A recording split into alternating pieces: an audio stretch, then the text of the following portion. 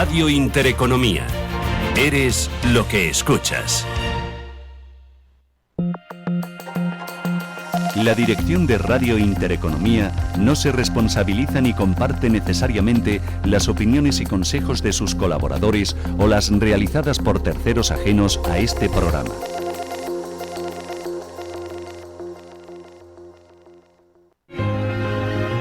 www.intereconomiavalencia.com. Inscrita en el registro de prestadores de comunicación audiovisual de la Comunidad Valenciana. Estás escuchando Radio Intereconomía Valencia, 107.1 FM.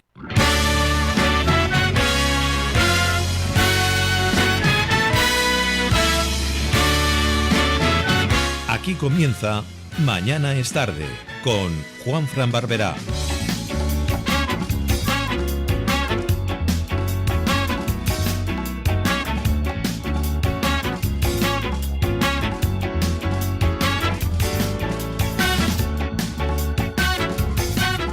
Hola, ¿qué tal? Muy buenos días, ¿cómo estáis? Bienvenidos a Mañana es tarde, el magazine de Radio Intereconomía Valencia, con el que os vamos a acompañar hasta las 2 de la tarde. Pasan 8 minutitos de las 12 y ya sabéis que nos podéis seguir a través de las redes sociales, del Facebook, del Instagram, por supuesto del canal oficial de YouTube de esta casa, de Radio Intereconomía Valencia, pestañita en directo o la pestañita de podcast, y desde luego el vínculo directo con nuestros oyentes a través del WhatsApp, el 690 19 95 65.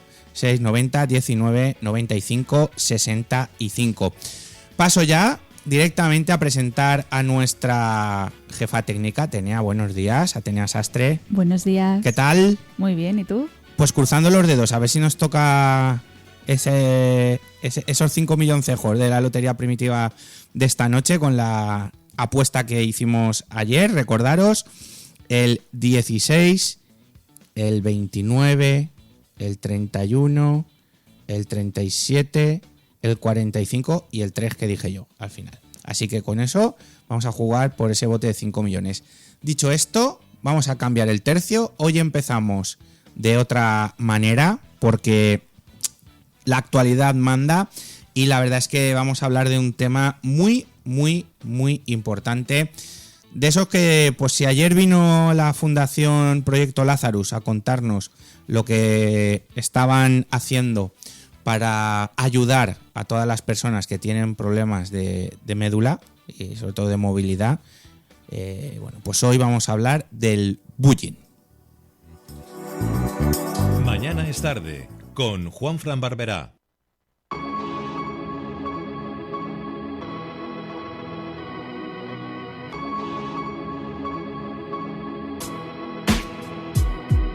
Se buscan valientes que expresen lo que sienten. Se buscan valientes que apoyen y defiendan al débil. Tú eres importante, tú sabes lo que pasa, no mires a otro lado, no le tengas... Hoy tenemos el placer de conversar con Alberto Soler y comenzar así Mañana es tarde. Él es psicólogo, divulgador y autor de referencia en temas de crianza y salud mental infantil.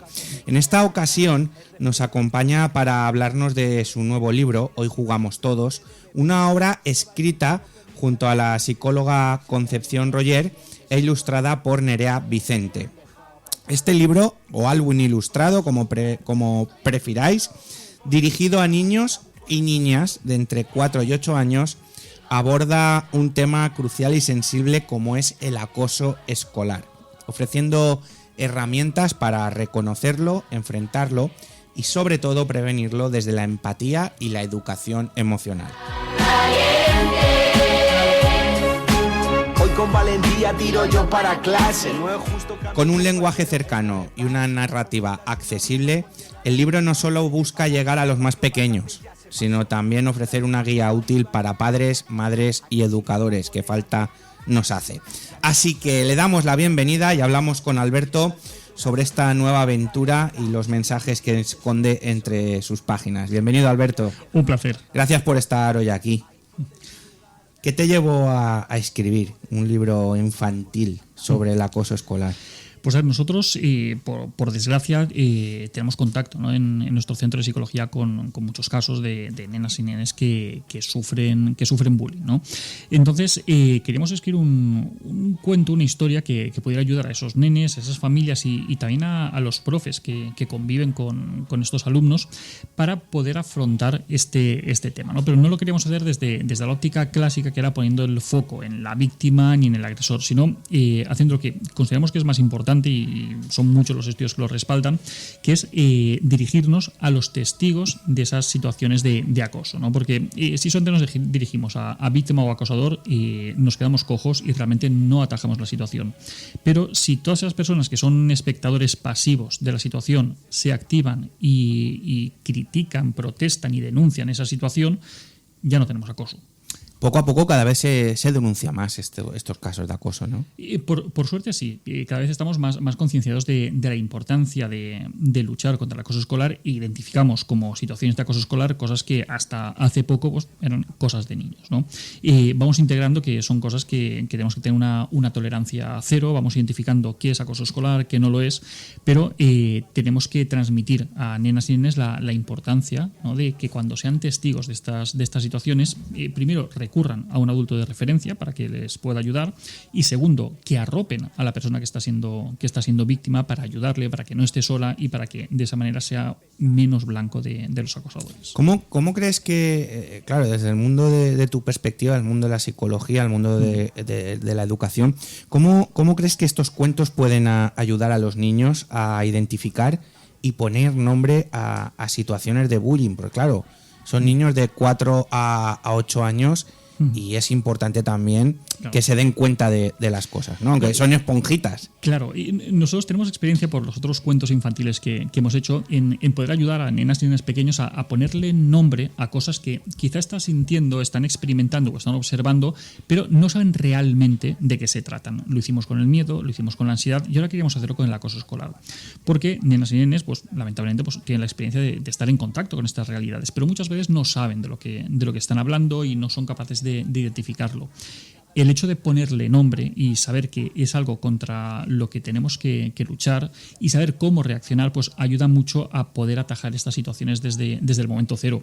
Nosotros hacemos este cuento pensando no solamente en el contexto familiar, que es un cuento pues, maravilloso, entretenido, está muy bien para poder leer por la noche antes de ir a dormir sin darle mayor historia, es decir, pues, es una historia más que leemos, pero también para poderlo trabajar en el contexto del aula, ¿no? Para poderlo trabajar dentro del plan de acción tutorial, para poderlo trabajar en la asamblea y después poder hablar sobre lo que hemos leído, sobre las situaciones que ahí se describen, sobre la forma de actuar de unos personajes, de otros, y sobre todo poner el foco en nosotros mismos en si tú estuvieras en esta situación, ¿qué es lo que harías, ¿no?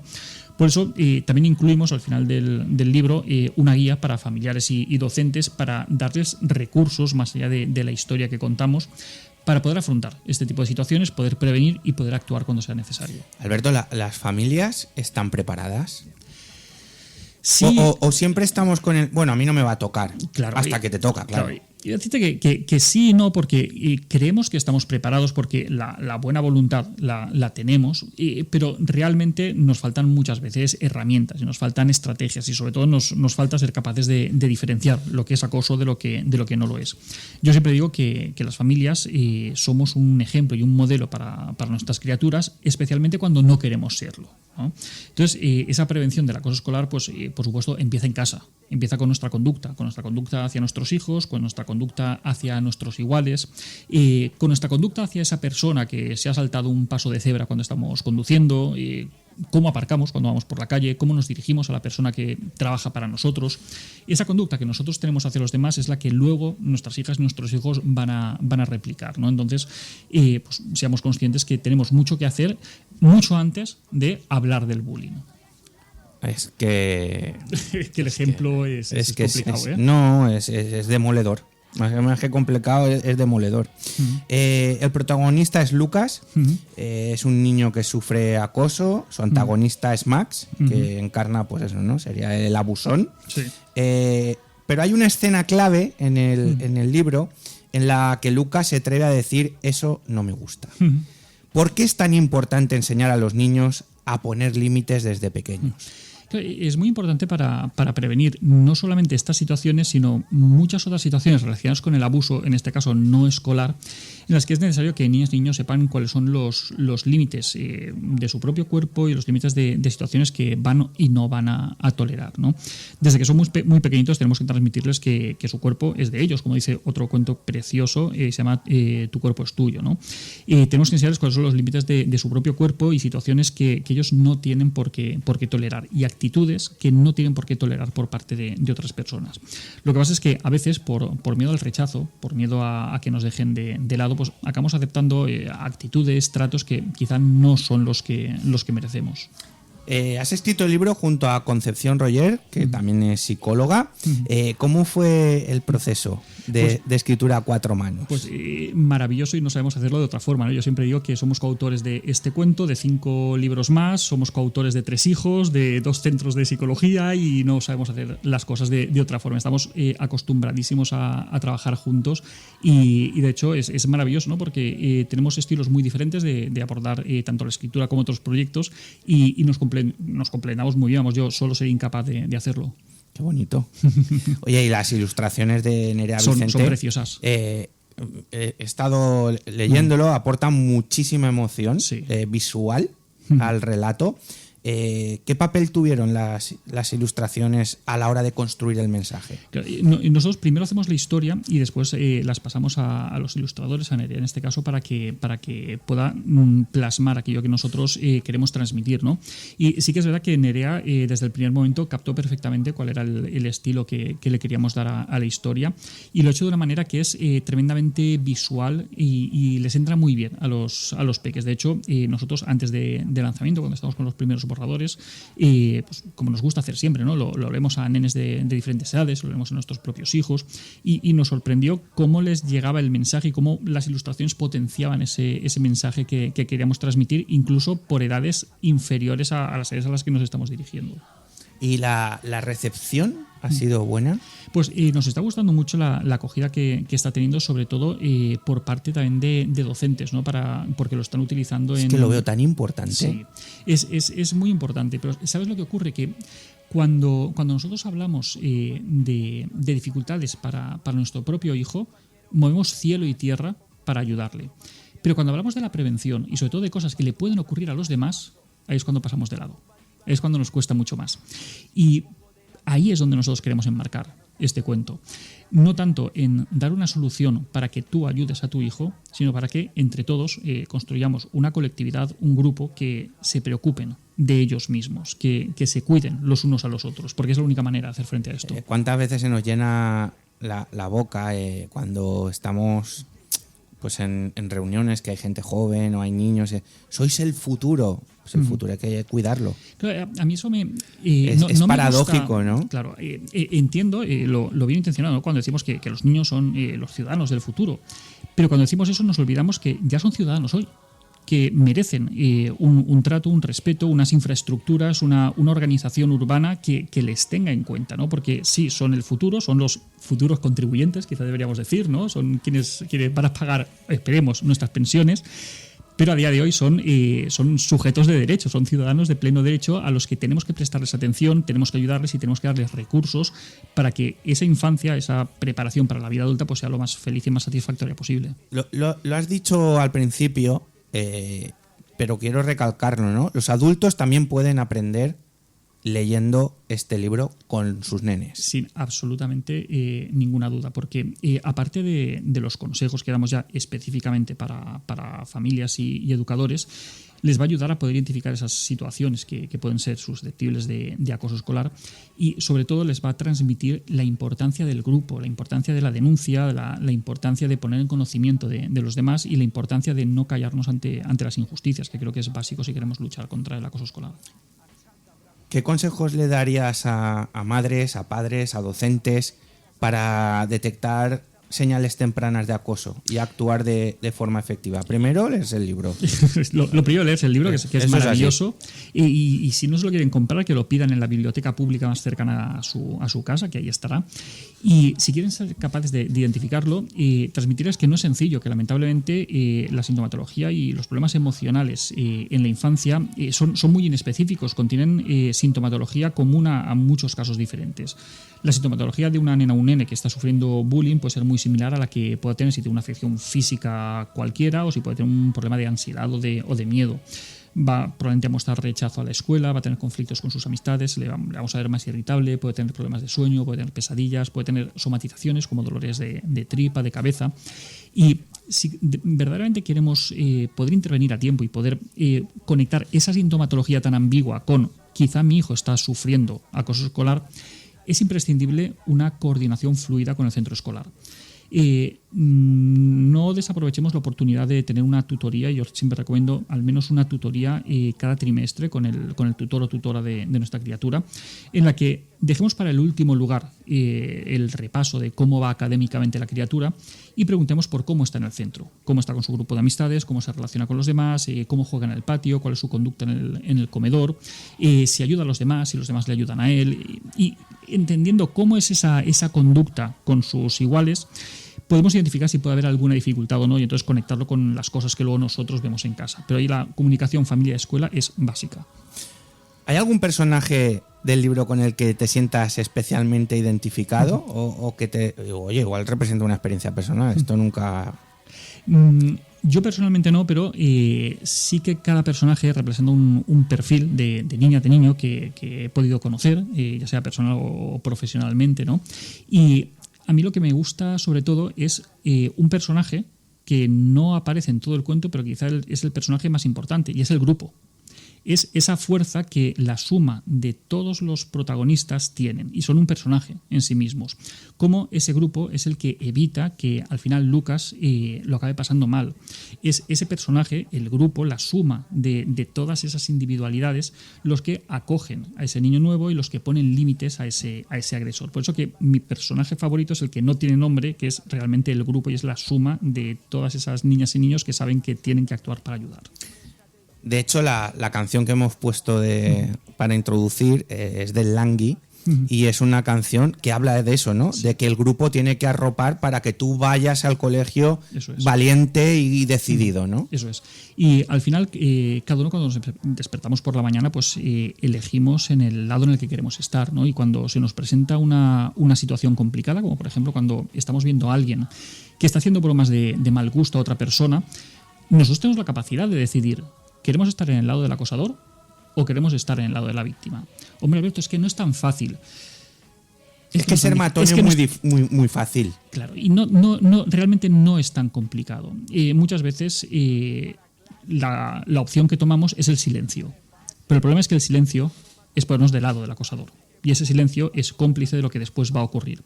Por lo tanto, desde que nuestros hijos son muy pequeñitos y quizás desde que no saben ni siquiera hablar, transmitámosles de una manera muy clara la diferencia entre lo que está bien y lo que está mal.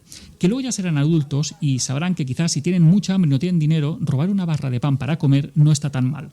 Pero de pequeños transmitámosles la idea de que hay cosas que están bien y cosas que están mal, y que ellos deciden si actúan bien o si actúan mal. Luego ya crecerán y podremos introducir matices y podremos relativizar, pero ayudémosles a que se sitúen en el lado del bien, en el lado de ayudar a otras personas, en el lado de tratar a los demás como les gustaría que les trataran a ellos. Pues si queréis conocer un poquito más la historia del primer día de clase de Lucas, hoy jugamos todos. Alberto, un auténtico placer. Lo mismo digo. Haberte tenido hoy aquí en Mañana es Tarde. Estos temas son los que nos gustan hablar, nos gusta la actualidad, nos gusta ayudar, y si el mensaje es tan positivo como el que tú transmites con este libro, pues bienvenido sea. Un placer. Alberto Soler, un auténtico placer, gracias por estar aquí. Hoy jugamos todos, es una historia para prevenir el bullying infantil. Me parece demoledor y me parece un tema, de los más importantes, porque como bien decía Alberto, hay que enseñar a los niños lo que está bien. Y el bullying, por desgracia, no está bien. Hacemos un alto en el camino y continuamos aquí en Mañana es Tarde. Que expresen lo que sienten, se buscan valientes que apoyen y defiendan al débil. Tú eres importante, tú sabes lo que pasa, no mires a otro lado, no le tengas miedo al malo. Mañana es tarde, con Juanfran Barberá. La Asociación de Empresas de Áridos de la Comunidad Valenciana lanza un mensaje importante para familias y estudiantes de entre 16 y 25 años. ¿Sabías que hay ciclos formativos que garantizan el trabajo y desarrollo profesional y personal en el sector de los áridos?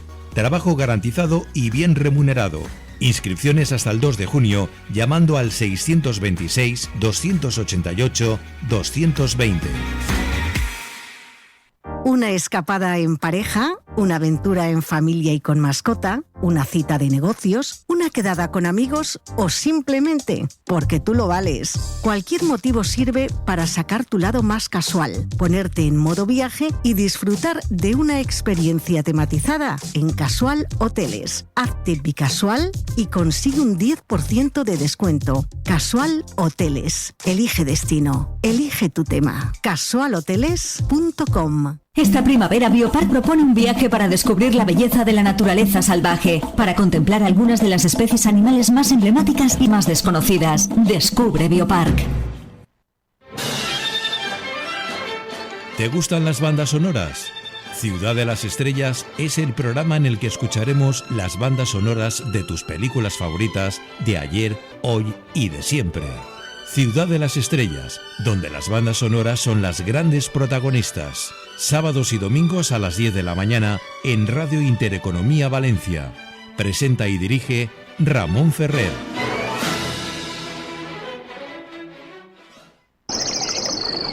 Hay vinos que honran historias con cada sorbo. Así es Veterum, más que vino, legado, tradición y la fuerza de viñas viejas. Elaborado en Utiel Requena con las cepas de los primeros fundadores de Coviñas. Veterum rinde homenaje a quienes iniciaron ese camino. Veterum, lo que el viñedo viejo ofrece. Calidad, historia, alma. Veterum, vinos con raíces profundas. La vida sigue su curso, pero cuando llega el momento de despedir a un ser querido, necesitamos un apoyo cercano y comprensivo.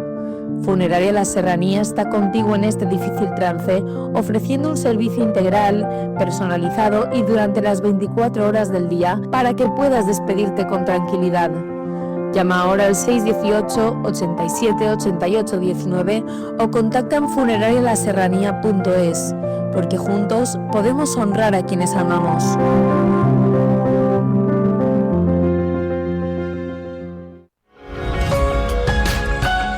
Hay una comarca que vibra, crea, produce y casi nadie habla de ella. Sintonía Serrana es su altavoz. Todos los martes de 18 a 19 horas, Diego Barea te conecta con la esencia de una comarca con alma, economía, turismo, cultura, gastronomía y su gente. Porque hay mucho que contar y más por descubrir. Solo en Radio Intereconomía Valencia. Sintonía Serrana, la voz que une el interior.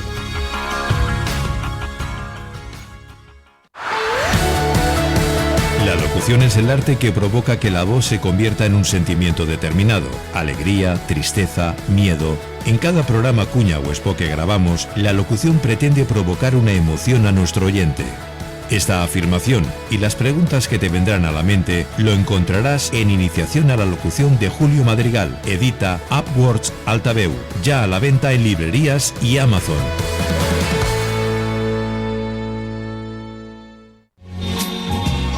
Los sábados de 11 a 12 de la mañana en Radio Intereconomía, Gran Reserva, un recorrido acompañado de inolvidables canciones, voces famosas y grandes temas instrumentales.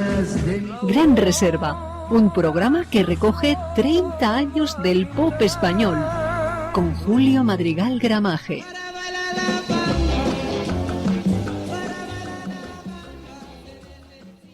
Mañana es tarde, con Juanfran Barberá.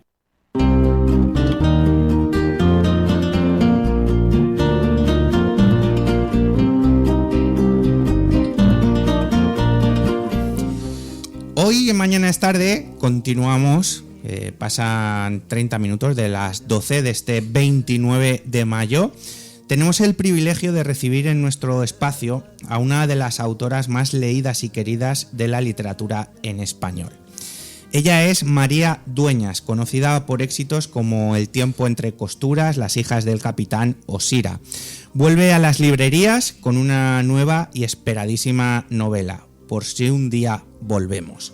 Una historia que con su sello inconfundible entrelaza memoria, emoción e historia, y que nos invita a reflexionar sobre el desarraigo, la memoria familiar y el regreso a lo que alguna vez fuimos. Hoy charlamos con ella sobre esta nueva obra, sobre sus personajes que la habitan, los escenarios por lo que nos lleva y los hilos emocionales que ha querido tejer en cada página. María Dueñas, bienvenida a Mañana es Tarde. Muchas gracias, estoy encantada de estar en vuestros micrófonos y de volver a Valencia. Qué bien tenerte aquí. No, para mí es un lujazo. Yo no, encantada. Un lujazo. Cuando haces periodismo local, que vengan figuras del calado y como el que tú tienes, pues para nosotros es una pasada. Ya, pero es que periodismo local en Valencia son palabras mayores. Ya, bueno, pero tú sabes lo que te quiero decir, ¿no? Sí. Aquí... pues eso, viene quien viene y quien tiene ganas y quien quiere, ¿no? Pues y en este caso nosotros con Planeta estamos más que encantados, se portan súper bien con nosotros. Qué bien. Y bueno, pues tenerte aquí hoy para nosotros es una satisfacción absoluta. Pues yo encantadísima. María, ¿por dónde empezamos? Por si un día volvemos. Encontramos personajes marcados por el desarraigo, como decía en la introducción, la pérdida, la esperanza. ¿Cómo nació la historia?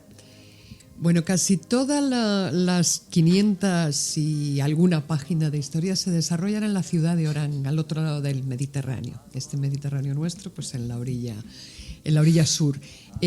Porque fue una ciudad a la que emigraron y en la que después se exiliaron en algún momento también miles, decenas, cientos de miles de españoles que venían pues de este Levante, del sureste, sobre todo de las provincias de Alicante, de Murcia, de Almería y bueno, de algunos lugares más. Eran los tiempos de la Argelia francesa, aquello era parte de Francia, eran provincias francesas, la Francia de ultramar, y era una sociedad dividida como en tres estratos, ¿no? En la base estaba la población árabe, musulmana, no muy bien tratada.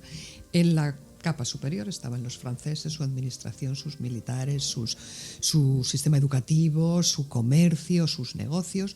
Y en una capa intermedia, central, estaban todos estos españoles que en años difíciles emigraban en busca de un futuro mejor, se iban quedando, siempre fue llegando gente, pero además había generaciones, ya que 2, 3 generaciones asentadas allí.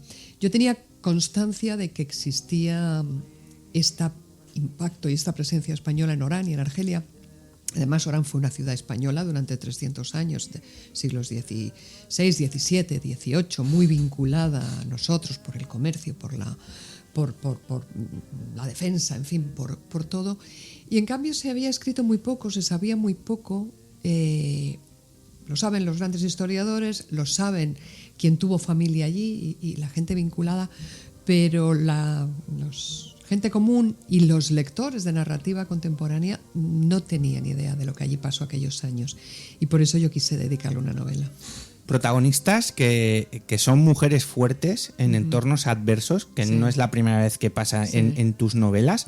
¿Por qué se silencian estas mujeres? Bueno, yo creo que por suerte cada vez estamos más sacándolas, ¿no? Muchas veces de manos de las propias escritoras, otras veces son escritores varones los que trabajan con ellas, pero es verdad que son mujeres que nunca han sido heroínas, no han vivido grandes proezas, no han luchado en grandes guerras, no han ganado victorias, no han conquistado países.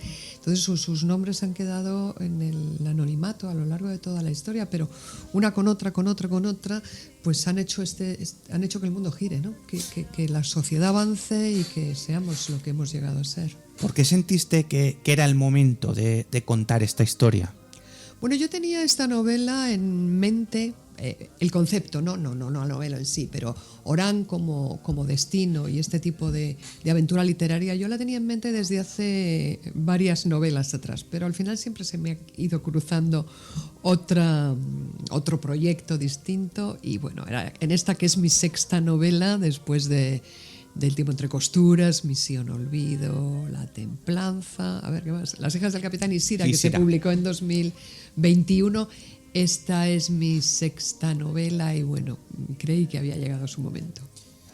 Estamos en un momento, María, en el que especialmente tenemos que mirar atrás para aprender el presente. Pues no está mal que de vez en cuando tengamos la memoria presente de lo que fue aquella España emigrante nuestra, gente que huía de la miseria, gente humilde que buscaba un futuro para ellos y para sus hijos, gente con ilusión, con ganas de progresar, con ganas de salir adelante, gente trabajadora, porque toda esta gente iba a deslomarse a los campos, a las ciudades, a los talleres, a los andamios.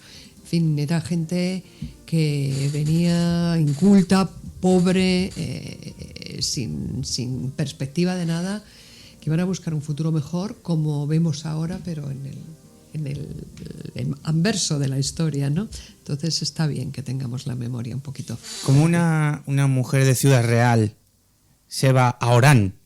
Bueno, yo tengo por mi madre y en mis novelas estaba en El tiempo entre costuras, tenemos ahí ese origen africano, no de africano español, ¿no? Pero mi madre vivió mi madre, mis abuelos, todos sus hermanos, toda mi familia materna vivieron muchísimo tiempo en el protectorado de España en Marruecos, en Tetuán, que es parte de lo que yo reflejo en El tiempo entre costuras, ¿no? Y toda esa conexión norte de África, de ella he tenido yo siempre constancia y la he tenido muy presente. O sea que no es mi territorio más cercano, pero sí que tengo una cierta conexión. Y luego los lugares de tus novelas, ¿no? En este caso ya nos has contado dónde está ambientada, que siempre lo cuidas, es una atmósfera especial. ¿Hay algún sitio en especial en la novela que te haya marcado durante la documentación de la escritura? Pues toda la ciudad de Orán, es que todo en ella, yo he trabajado con mapas, con información gráfica de la época, con mucha documentación, como te decía, con anuncios de prensa, con documentación audiovisual. Entonces he reconstruido la ciudad entera. Yo la tenía en mente antes de conocer Orán, viajé a Orán, recorrí sus calles, la pateé entera y me fascinó recuperar ese mundo.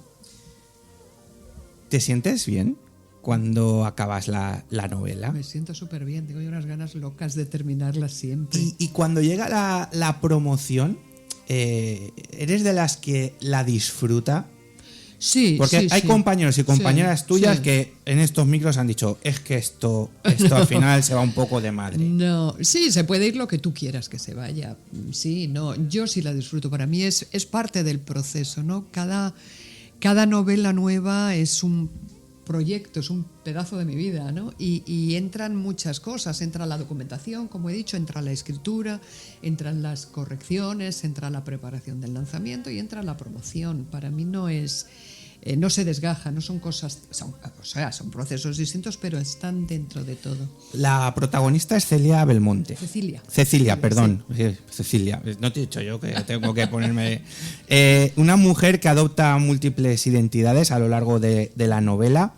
Qué difícil era ser mujer en aquella época, ¿no? Pues era complicado, sí, porque estaban siempre expuestas a 1000 abusos profesionales, matrimoniales, sexuales, como le pasa a mi protagonista, que es, de hecho, el arranque de la novela es una violación, ¿no? Y después, bueno, pues eran una capa de la sociedad claramente inferior en comparación a lo que eran los hombres en aquel momento. No quiere decir que todos los hombres fuesen malos con ellas, nada por el estilo. En la novela hay hombres magníficos también, ¿no? Pero sí que ser mujer tenía un plus de adversidad. Abordas la condición femenina en un entorno colonial ¿Cómo has querido reflejar la mujer, la situación de la mujer en ese contexto? Bueno, eran mujeres, yo me centro, había muchos tipos de mujeres en ese mundo, yo me centro en las inmigrantes españolas, las mujeres que pertenecían a ese mundo que iba a prosperar, a esa gente que iba a prosperar, a trabajar, a deslomarse, a partirse el alma por salir adelante.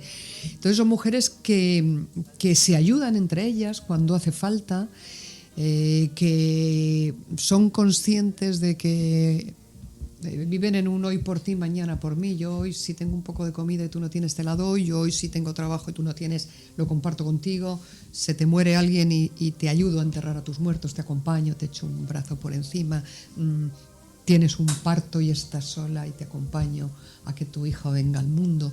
Entonces eso que ahora llamamos sororidad y que antes no tenía nombre, que ha estado ahí siempre desde que el mundo es mundo, alrededor de las mujeres, ¿no? Fíjate, el invitado que hemos tenido al principio del programa también nos hablaba de una palabra que ha estado siempre ahí y que hasta hace relativamente poco tiempo, que es el bullying.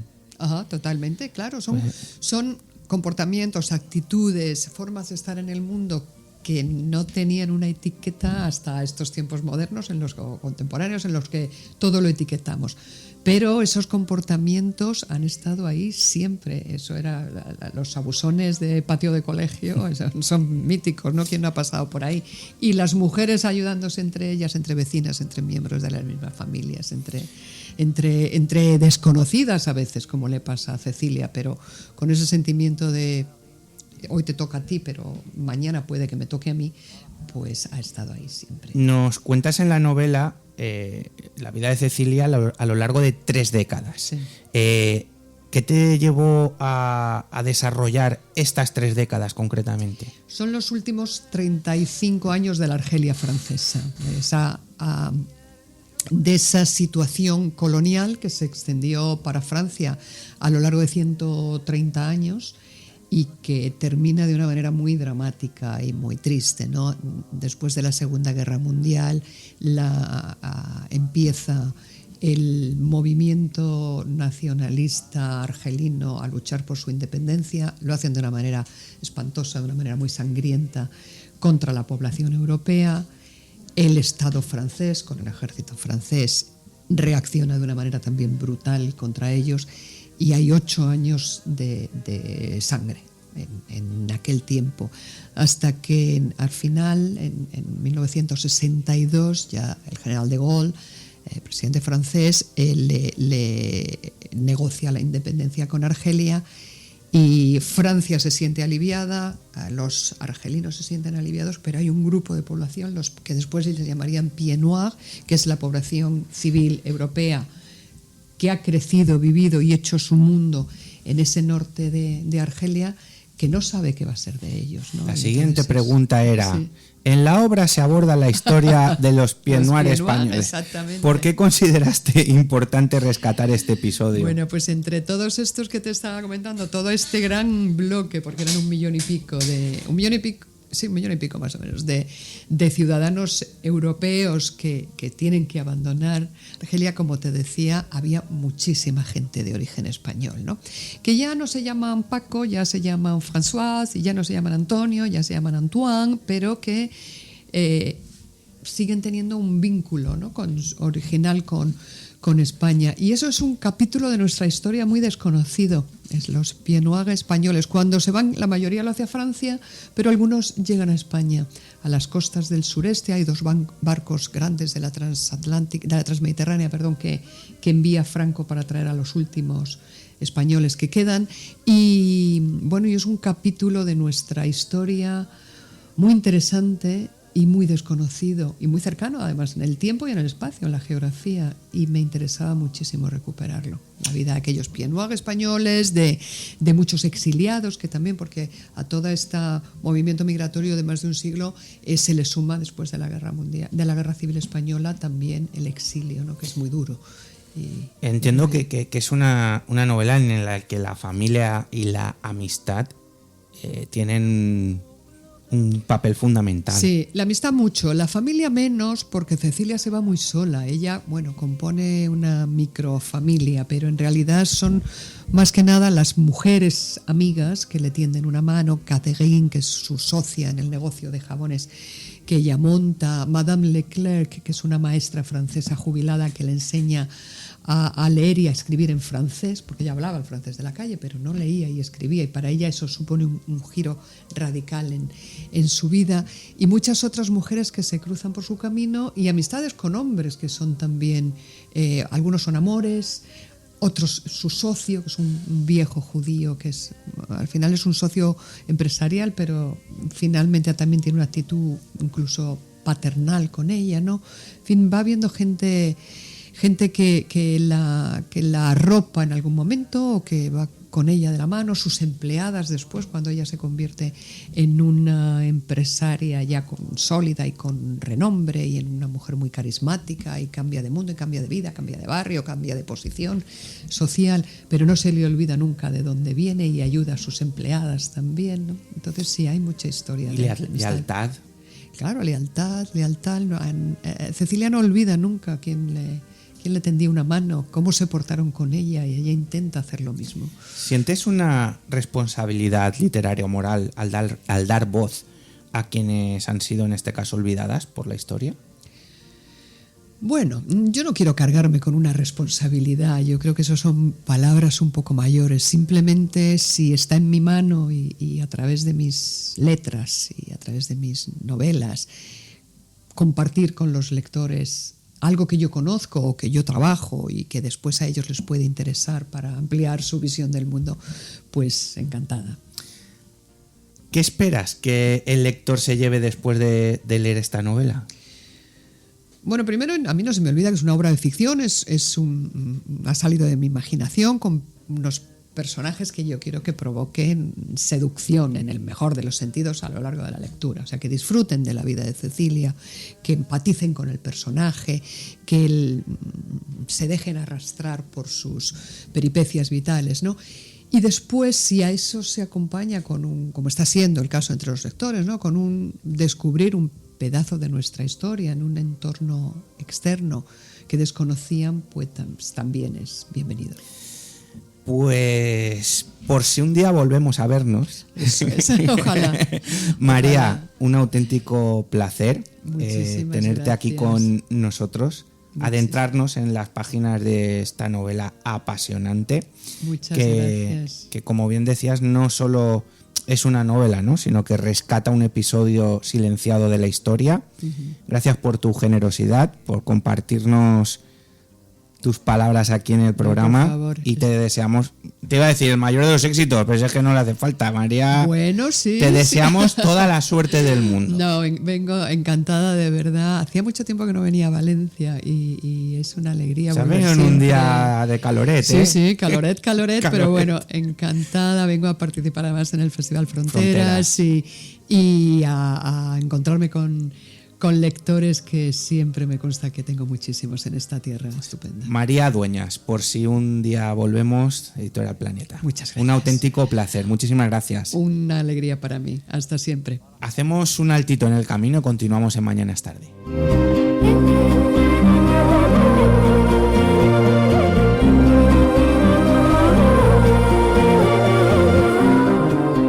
Mañana es Tarde, con Juanfran Barberá. ¿Te gustan las bandas sonoras? Ciudad de las Estrellas es el programa en el que escucharemos las bandas sonoras de tus películas favoritas de ayer, hoy y de siempre. Ciudad de las Estrellas, donde las bandas sonoras son las grandes protagonistas. Sábados y domingos a las 10 de la mañana en Radio Intereconomía Valencia. Presenta y dirige Ramón Ferrer.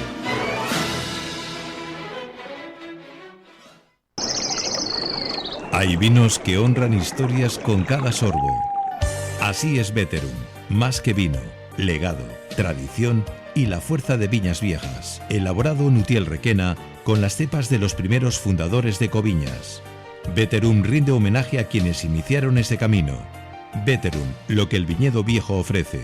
Calidad, historia, alma. Veterum, vinos con raíces profundas.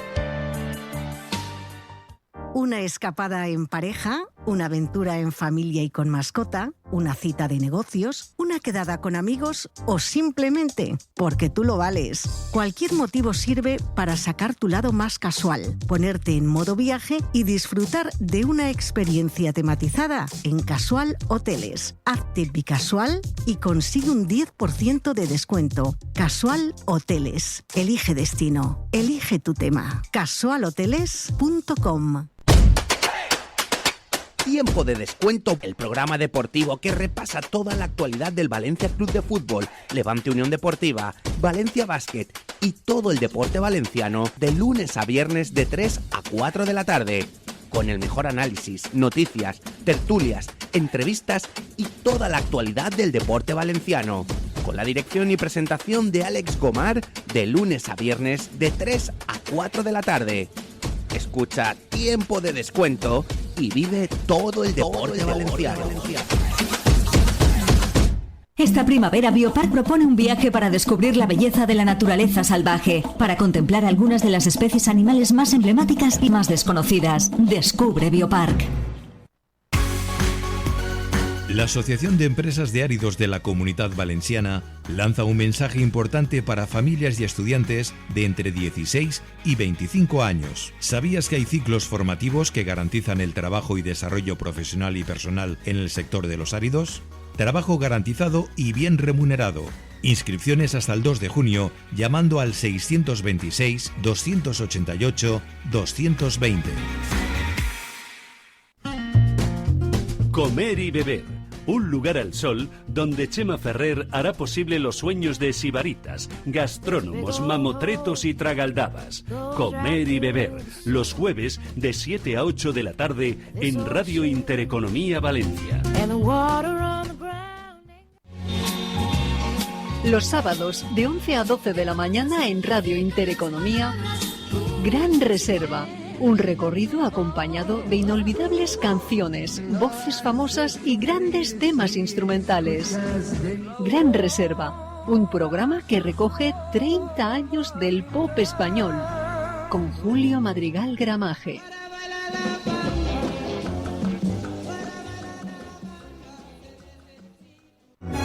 ¿Lo has imaginado? Taunic.com. Mañana es tarde, con Juanfran Barberá.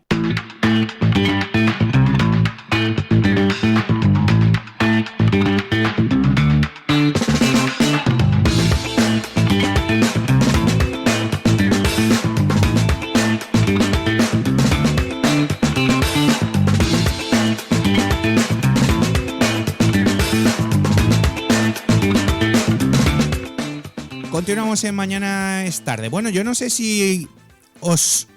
Claro, es que no hemos hablado de nada esta mañana. Teníamos dos grandes invitados para comenzar el programa, Alberto Soler y María Dueñas, nada más y nada menos. La autora del Tiempo entre costuras ha estado aquí con nosotros hablando y disfrutando de su nueva novela. Por si nos volvemos a ver, que estaría guay, ¿eh? Bueno, pues no sé si sabéis que hay huelga. Hay una huelga que se ha notado en el transporte, que han cortado la V30, la V31, pero que en sanidad y en educación pues prácticamente no ha pasado absolutamente nada. Lo vengo a decir porque que está muy bien hacer huelga, que todo el mundo tiene derecho, pero hay que elegir los momentos y ahora no es el momento. Yo he visto imágenes en la web de las provincias, justamente aquí en la V30, saliendo por aquí por Ciudad Roscasares, y habían parado un camión de bomberos. Estamos en lo que estamos. Y hay banderitas CGT, UGT, cuatribarradas, bueno, lo típico. Y recordaros que esta tarde manifestación, Mazón de Dimisión.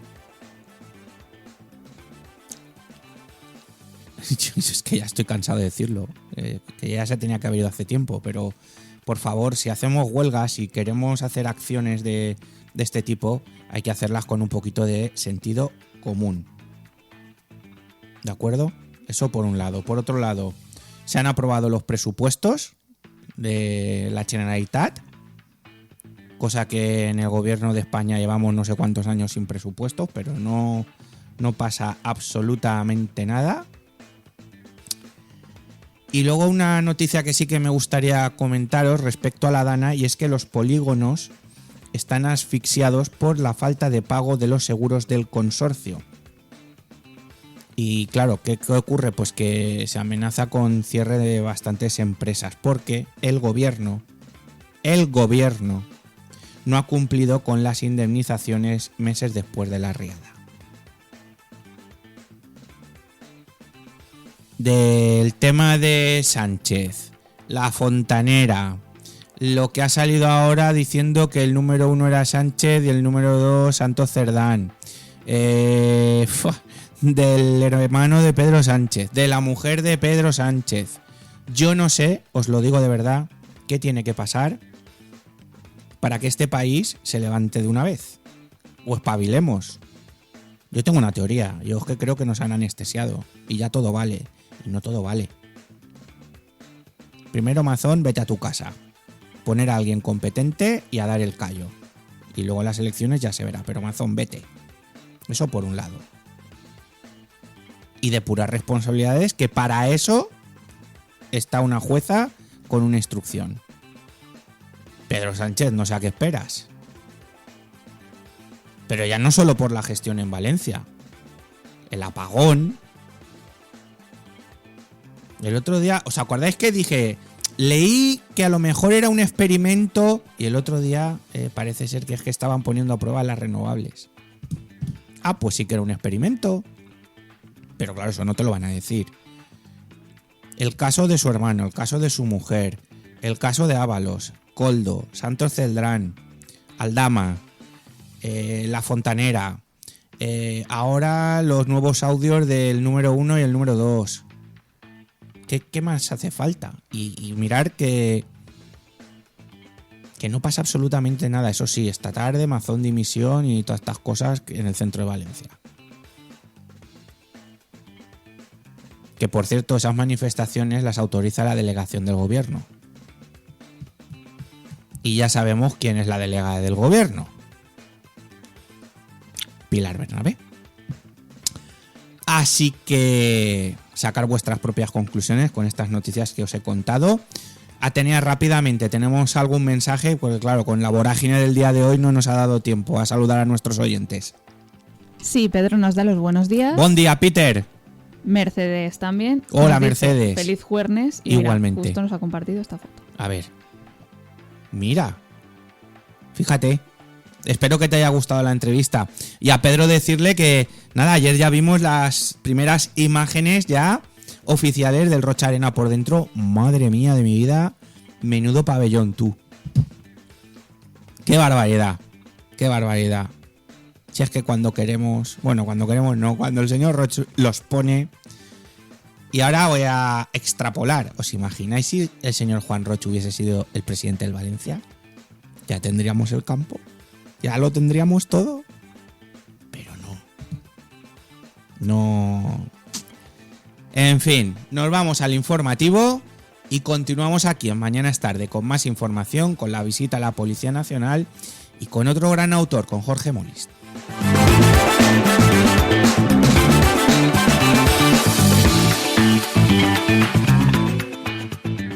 Mañana es Tarde con Juanfran Barberá. La Asociación de Empresas de Áridos de la Comunidad Valenciana lanza un mensaje importante para familias y estudiantes de entre 16 y 25 años. ¿Sabías que hay ciclos formativos que garantizan el trabajo y desarrollo profesional y personal en el sector de los áridos? Trabajo garantizado y bien remunerado. Inscripciones hasta el 2 de junio llamando al 626-288-220. Esta primavera Biopark propone un viaje para descubrir la belleza de la naturaleza salvaje, para contemplar algunas de las especies animales más emblemáticas y más desconocidas. Descubre Biopark.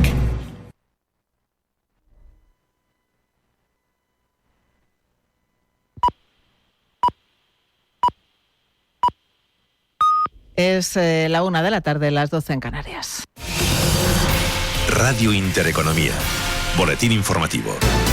Buenas tardes. Cruce de declaraciones entre Iberdrola y Red Eléctrica cuenta del apagón del pasado 28 de abril y sobre el que aún se desconocen las causas. Desde Iberdrola cargan contra el Gobierno y contra el operador de redes por señalar desde el minuto 1 a las eléctricas. Desde Red Eléctrica, entre tanto, se defienden y aseguran que la culpa no fue de las renovables y que no se hicieron experimentos. Eva Villanova, buenas tardes. Buenas tardes, Blanca. El consejero delegado de Iberdrola, Mario Ruiz Tagle, se ha mostrado molesto al reconocer que desde la eléctrica se sienten señalados y, sin embargo, se muestra confiado en que se van a conocer las causas del apagón porque la información está. Ha defendido en ese foro de 5 días que hay que conocer los detalles sobre las causas y ha defendido que las centrales de generación sí son capaces de controlar las sobretensiones, pero deben estar conectadas. En su comparecencia denunciaba la responsabilidad de controlar las sobretensiones es de Red Eléctrica.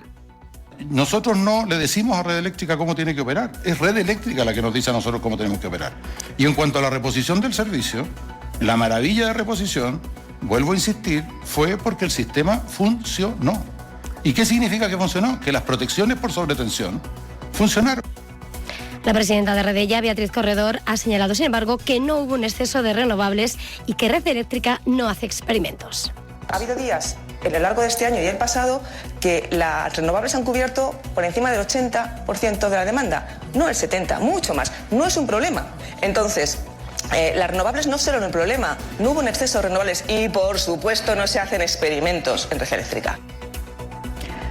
Gracias, Eva. Sector, el de las utilities, que por cierto opera con caídas dentro del IBEX 35. Iberdrola se deja un 0,78%, Nagasa bajo un 0,67%, Endesa cede un 0,37%, mientras que Redella, prácticamente a niveles de apertura, apenas cede un 0,06% a 18 euros con 11 céntimos. Todo ello en una jornada de avances generalizados en Europa tras el revés judicial a los aranceles de Trump. Avances, eso sí, contenidos después de que la administración estadounidense haya anunciado que va a apelar el fallo. Francisco Simón, de Santander Asset Management.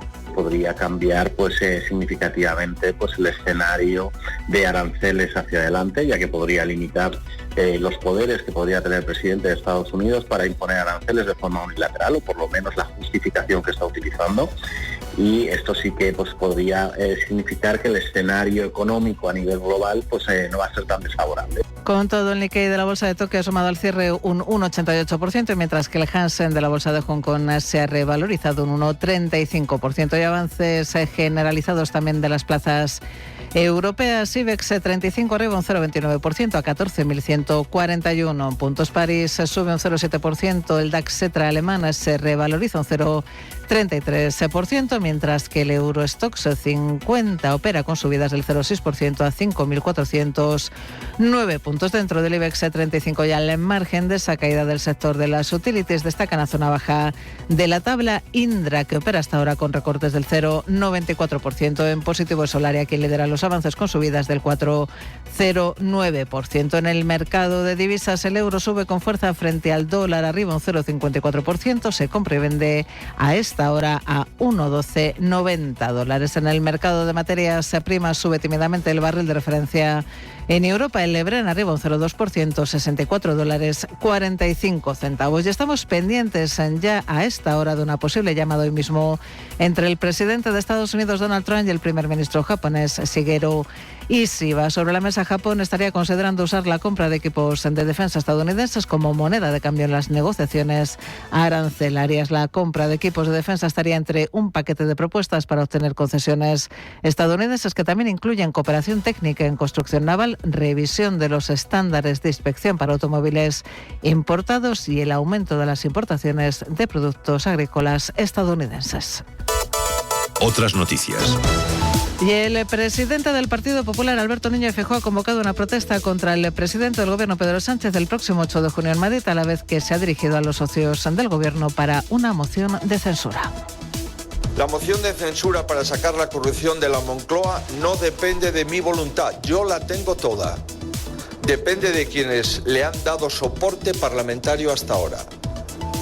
Si quieren acabar con esto, el Partido Popular sigue a disposición. Si no quieren, no tengan duda que les arrastrará y que la mayoría de los españoles decentes les hará cómplices de esta degradación y no la olvidarán.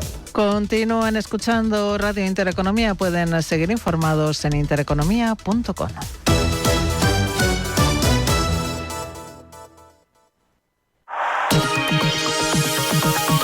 La dirección de Radio Intereconomía no se responsabiliza ni comparte necesariamente las opiniones y consejos de sus colaboradores o las realizadas por terceros ajenos a este programa.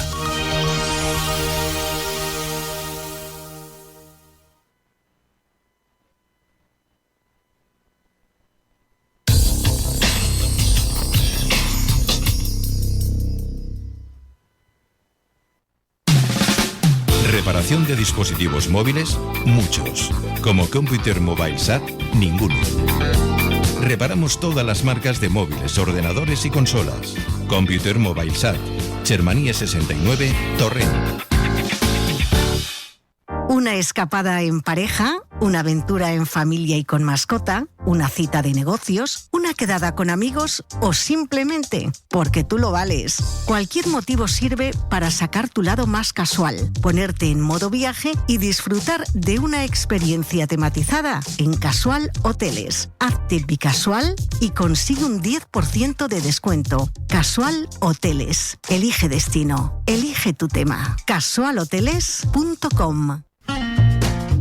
Comer y beber. Un lugar al sol donde Chema Ferrer hará posible los sueños de sibaritas, gastrónomos, mamotretos y tragaldabas. Comer y beber. Los jueves de 7 a 8 de la tarde en Radio Intereconomía Valencia.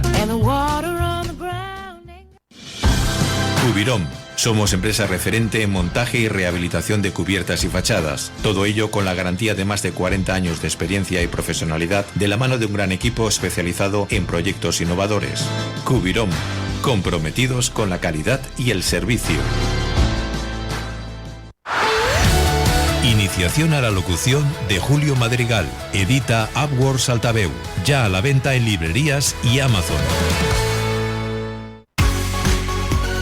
La Asociación de Empresas de Áridos de la Comunidad Valenciana lanza un mensaje importante para familias y estudiantes de entre 16 y 25 años. ¿Sabías que hay ciclos formativos que garantizan el trabajo y desarrollo profesional y personal en el sector de los áridos? Trabajo garantizado y bien remunerado. Inscripciones hasta el 2 de junio llamando al 626-288-220.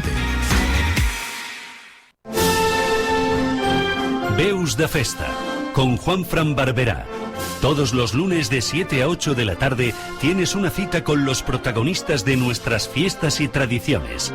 Veus de Festa, con Juanfran Barberá en Radio Intereconomía Valencia. Esta primavera Biopark propone un viaje para descubrir la belleza de la naturaleza salvaje, para contemplar algunas de las especies animales más emblemáticas y más desconocidas. Descubre Biopark. Hay vinos que honran historias con cada sorbo. Así es Veterum, más que vino, legado, tradición y la fuerza de viñas viejas. Elaborado en Utiel Requena con las cepas de los primeros fundadores de Coviñas. Veterum rinde homenaje a quienes iniciaron ese camino. Veterum, lo que el viñedo viejo ofrece. Calidad, historia, alma. Veterum, vinos con raíces profundas. Los sábados de 11 a 12 de la mañana en Radio Intereconomía, Gran Reserva. Un recorrido acompañado de inolvidables canciones, voces famosas y grandes temas instrumentales. Gran Reserva, un programa que recoge 30 años del pop español, con Julio Madrigal Gramaje.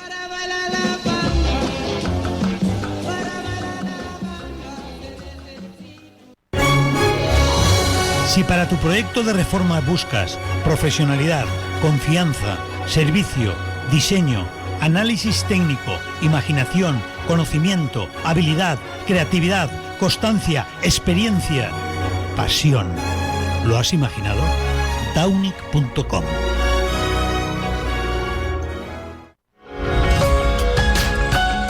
Hay una comarca que vibra, crea, produce y casi nadie habla de ella.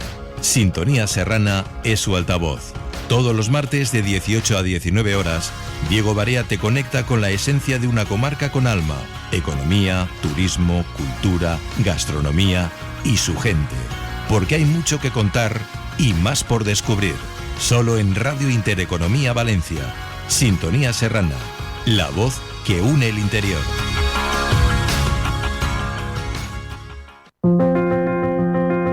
La vida sigue su curso, pero cuando llega el momento de despedir a un ser querido, necesitamos un apoyo cercano y comprensivo.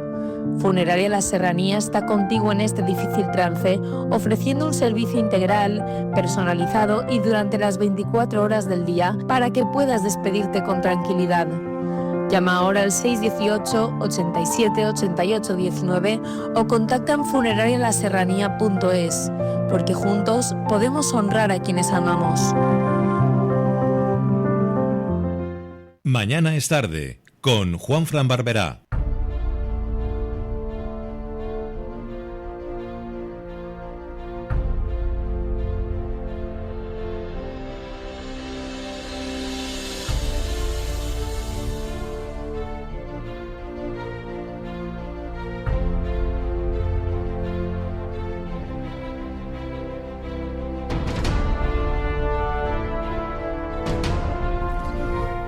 Continuamos en Mañana es tarde, pasan 11 minutos de la 1 del mediodía de este 29 de mayo. Mira, os tengo que decir una cosa. El primer invitado ha venido, la segunda invitada ha venido, el siguiente invitado después de la sección con nuestros amigos de la Policía Nacional ya está aquí. Así que lo de la huelga, pues eso. Para los liberados sindicales. Y algún día os contaré cómo curraban los liberados sindicales en Feria Valencia, pero eso es harina de otro costal, que en estas historietas que os cuento de vez en cuando, pues caerá.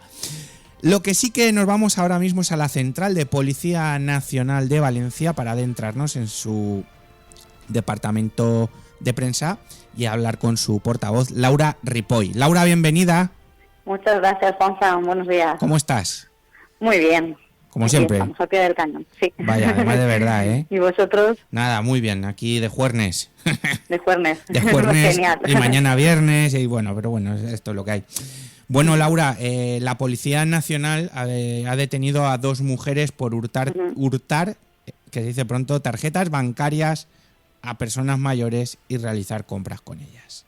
Efectivamente, se aprovechaban pues de personas de avanzada edad, de que son más confiadas, tienen una menor movilidad, ¿no? Menores reflejos, pues para cometer estos hurtos y luego posteriormente pues emplear las tarjetas sustraídas pues para realizar compras con ellas hasta que las víctimas se percataban.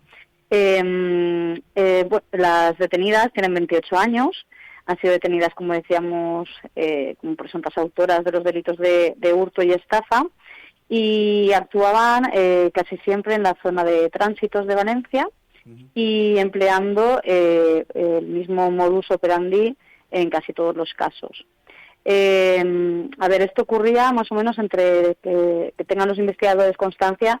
Empezó en diciembre del año pasado, 2024, y se detectó hasta el pasado mes de mayo que por fin los investigadores las identificaron y las detuvieron. El modus operandi era el siguiente: seguían a las víctimas, todas ellas mujeres de avanzada edad, hasta el portal de su edificio, aprovechaban que éstas accedían al mismo para entrar tras ellas y la seguían hasta el ascensor.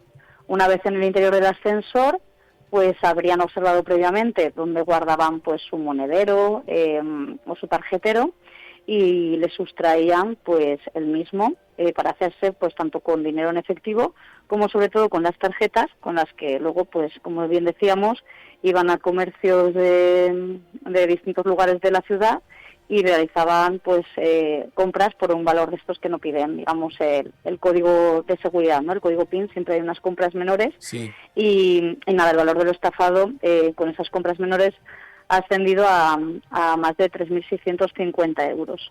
Se ha sabido hasta el momento de hasta 4 víctimas siguiendo este modus operandi, Pero bueno, los agentes del grupo de policía judicial de la comisaría de tránsitos finalmente identificaron a estas dos mujeres de 28 años y una vez localizadas fueron detenidas por estos hechos. Nada, queríamos recordar, como siempre hacemos de vez en cuando, Juanfran, como bien sabes, pues un poco a este sector de la población, ¿no? A estas personas más mayores. Sí, pero fíjate, una serie Laura, lo listas que han sido, bueno, listas no porque las habéis pillado, pero bueno, hacer las compras para no usar el PIN, etc. Sí, claro, normalmente cuando se cometen este tipo de hurtos, ¿no? O incluso en robos, robos, es muy importante que en cuanto nos percatemos de que ha sido sustraída la tarjeta, la avisemos al banco y la desactivemos, o incluso en las propias aplicaciones bancarias que tenemos, si las manejamos, podemos desactivar estas tarjetas, porque el peligro, digamos, ya no es tanto que te sustraigan grandes cantidades de dinero, porque para eso se suele pedir, ¿no? Siempre un código PIN, ¿no? Sino pequeñas compras que no se requiere este número, y con esas pequeñas compras pues nos van haciendo pequeños cargos hasta que nos percatamos de que no tenemos la tarjeta, ¿no? Así es. Sí que podemos normalmente poner una cantidad mínima y máxima, pero bueno, normalmente para pequeñas compras no lo pide, ese número. Bueno, pues vamos a intentar que nos des, como siempre, unos tips para, sobre todo para esas personas más mayores, claro, que bueno, que al final nos vale para todos, ¿eh? Sí, nos vale para todos, pero desgraciadamente es un sector de la población que suelen ser víctimas de más de determinados delitos, pues porque se aprovechan, ¿no? Los delincuentes de su situación de vulnerabilidad por su edad para cometer pues esos delitos o estafas. En su mayoría de casos son en estafas, ¿no?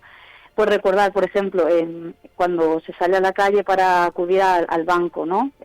Muchas veces pues, para cobrar.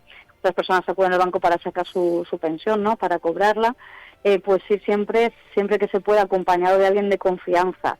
En caso de que duden a la hora de utilizar el cajero, no aceptar ayuda de desconocidos. Es mejor pecar en exceso, ¿no? De desconfianza, ¿no? Que confiar en la primera persona que se acerque a ayudarnos en un cajero. Sí. Preguntar mejor a los empleados de la entidad bancaria.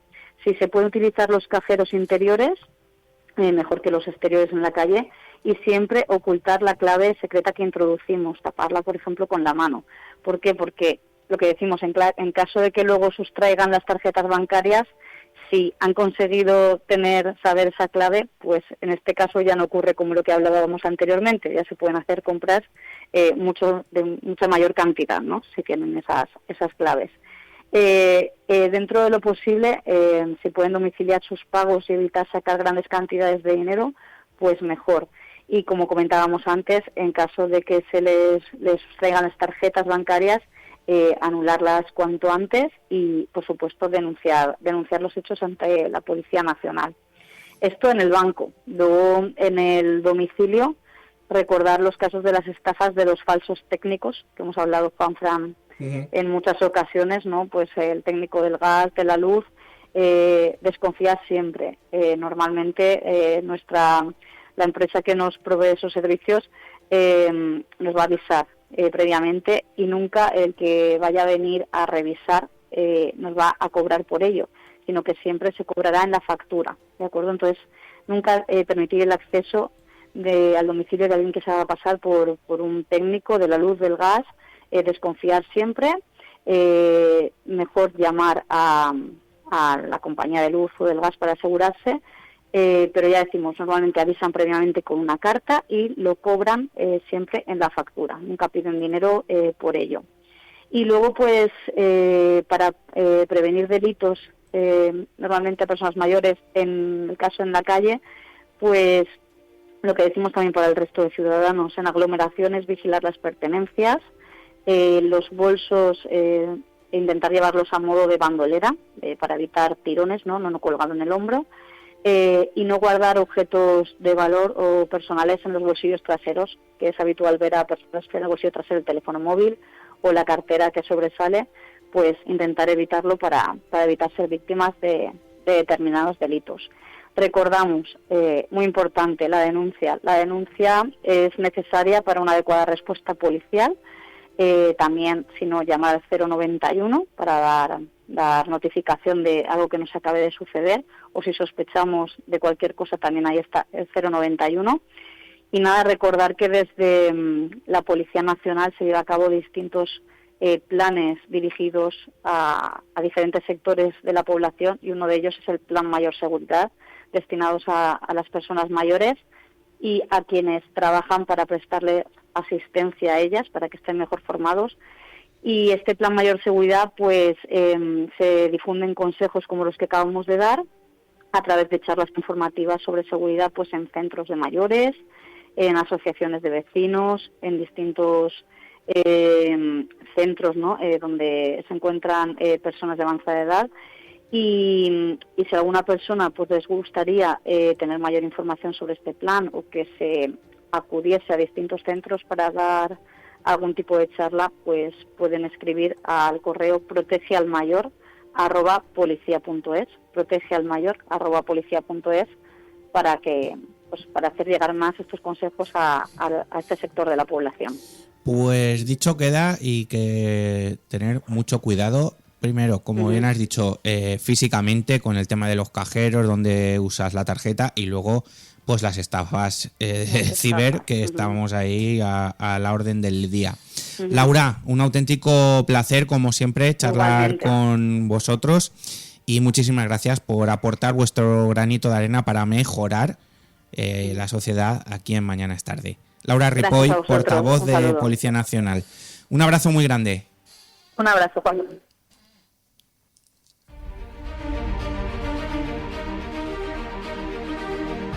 Mañana es Tarde, con Juanfran Barberá. ¿Te gustan las bandas sonoras? Ciudad de las Estrellas es el programa en el que escucharemos las bandas sonoras de tus películas favoritas de ayer, hoy y de siempre. Ciudad de las Estrellas, donde las bandas sonoras son las grandes protagonistas. Sábados y domingos a las 10 de la mañana en Radio Intereconomía Valencia. Presenta y dirige Ramón Ferrer.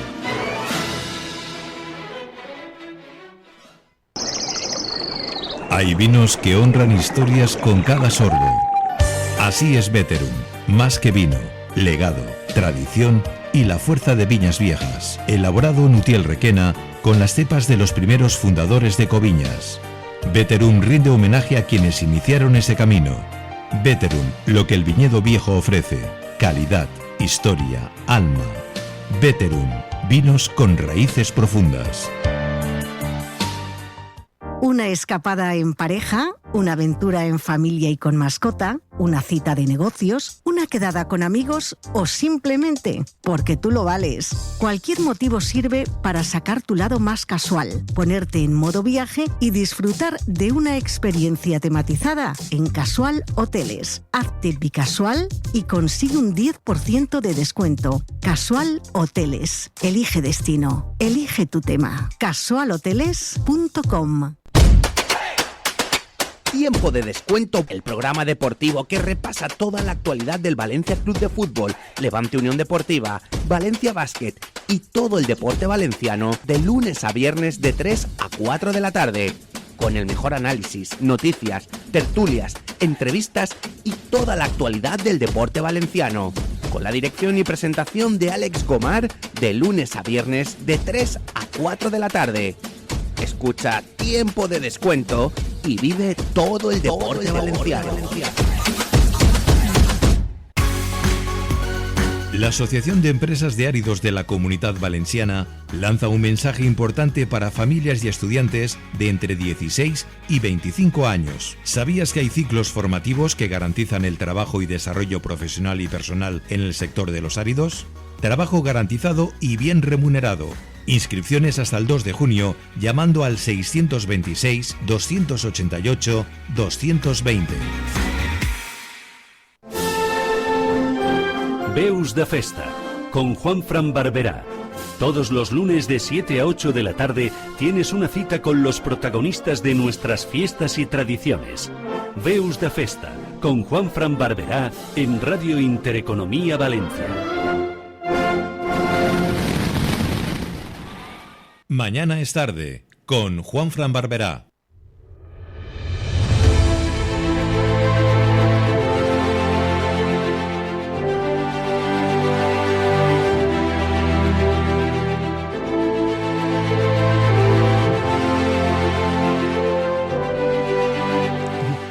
nos acompaña mañana es tarde uno de los grandes nombres de la novela histórica contemporánea, Jorge Molist, autor de títulos tan exitosos como La reina oculta, Canción de sangre y oro o El anillo.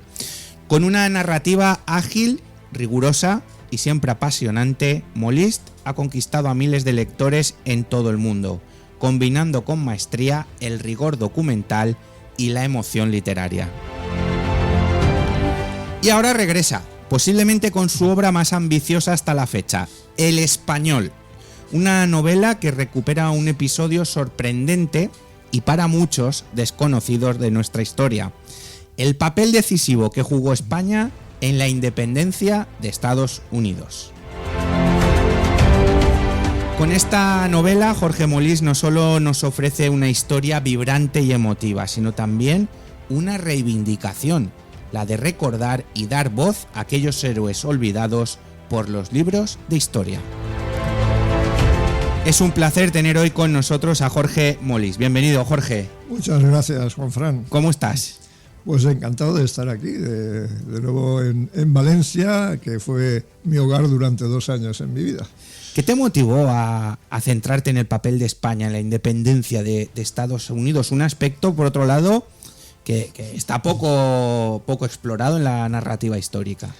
Muy poco. Bueno, resulta que yo pasé una temporada trabajando en Estados Unidos y cuando regresé mis colegas me regalaron unos libros de historia de las 4 grandes guerras que ha tenido Estados Unidos, empezando por la Guerra de la Independencia, que ellos le llaman la Revolución Americana.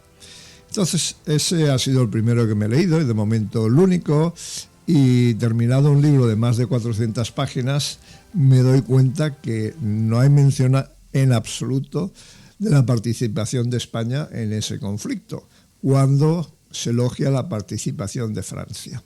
Y eso me dio mucho coraje porque resulta que no hubieran podido ser independientes sin nosotros, no al menos en ese momento de la historia, no hubieran podido ser independientes. Entonces dije, bueno, quiero escribir sobre eso, quiero dar a conocer, en mi humilde aportación, lo que España hizo en esa guerra. Y de aquí surgió, ¿no? El siguiente fue buscar un personaje real que hubiera participado en ella. Y ahí entra Jaime, un joven menorquín, decidido a vengar las injusticias sufridas por su familia, y por otro lado está Almudena, que es una mujer marcada por la represión política en el Madrid del siglo XVIII. Y a partir de ahí, una epopeya de amor, de guerra y honor. Sí, sí. Bueno, Jaime en realidad es el clon, el avatar del personaje real, que era Jorge Ferragut. Y Jorge Ferragut nació en una isla, Menorca, ocupada por los británicos. Entonces ya lleva 70 años la isla ocupada por los británicos y pues nada, él vive unas circunstancias personales que le hacen tener cuentas pendientes con un inglés y con todos los británicos en concreto. Y en esa isla donde no todo el mundo tenía claro que era español, porque llevan 70 años bajo el dominio británico, él se declara español. Es un personaje real, ¿no? Y decide venir. Jorge Ferragut Mesquida. Jorge Ferragut Mesquida, exacto, sí, sí. Y decide venirse a la España de Carlos III para estudiar navegación, porque él era marino, en la escuela de pilotos de altura que se acababa de inaugurar en Barcelona. Y allí realmente, pues nada, pues se empieza a conocer lo que era la España del siglo XVIII, la España borbónica, cuando él venía de una España que aún era de la época de los Austrias. Y bien, bueno, la primera cuestión que se encuentra es que no le dejan entrar en la escuela de pilotos de altura. ¿Por qué? Bueno, porque llegó sin entender castellano. Y porque en su isla, a pesar de ser el español. Exacto, era un español que no hablaba castellano, ni lo entendía, porque venía de Menorca, y era una Menorca donde se hablaba el inglés y se hablaba el menorquín. Pero bueno, eso es algo que veremos cómo se resuelve en la novela y cómo el español se integra en lo que era la cultura de ese momento de España. Bueno, me encuentra cantidad de cosas que le sorprenden en España y que me sorprendieron a mí cuando lo investigué. En realidad la novela no solo es amor, no solo es una historia de venganza, un amor prohibido y por lo tanto apasionado y muchas veces desesperado, una historia de venganza, pero también es un viaje a nuestro siglo XVIII que tenemos muy desconocido. Entonces nos sorprenderá Barcelona de la época, nos sorprenderá Madrid, nos sorprenderá la Menorca, y luego cruzando toda España hasta Cádiz nos iremos encontrando con sorpresas de cómo era esa España en este momento. Y con esto no basta, porque luego hay que cruzar el Atlántico para llegar a Cuba, que también era España, la España del otro lado del Atlántico, y nos vamos a sorprender aún más en Cuba. Jorge, ¿cómo equilibras en tus novelas la fidelidad histórica que está patente con la necesidad de crear una narrativa atractiva para el lector? Bueno, en este caso, pues yo he seguido todos los pasos que siguió exactamente el personaje real, implicado en las historias reales que ocurrieron hasta llegar a Charleston, lo que es Estados Unidos, al inicio de la guerra de la independencia americana. O sea, todo eso es real. Pero bien, o sea, una buena novela va de sentimientos, no solo de historia, sino sería un tratado de historia, ¿no? Entonces los sentimientos aparecen ya desde un principio. Oye, un menorquín de la época que decide luchar contra los británicos. Algo le ha pasado, ¿no? A partir de ahí, pues no, hay esta historia de una venganza y sobre todo hay una historia de ese amor prohibido, porque, bueno, él encuentra el amor en Madrid, pero no es demasiado correspondido, porque ella era una mujer casada.